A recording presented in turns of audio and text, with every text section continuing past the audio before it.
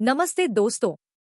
मैं आज अपनी बनाई हुई एक छोटी सी एनिमेशन आपके साथ शेयर कर रही हूँ, जिसे मैंने स्क्रैच जूनियर का उपयोग करके बनाया है। इस वीडियो में मैंने एक सीन बनाया है जिसमें एक बोट नदी में धीरे धीरे तैर रही है और नदी के किनारे एक पेड़ है।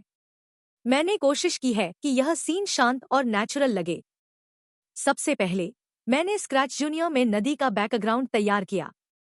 फिर मैंने बोट को ऐड किया और कोडिंग ब्लॉक्स की मदद से उसे इस तरह मूव कराया कि वह पानी पर फ्लोट करती हुई दिखे।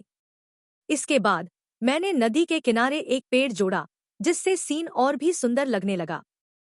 मैंने अलग अलग मूवमेंट और टाइमिंग सेट करके एनिमेशन को और अच्छा बनाने की कोशिश की है।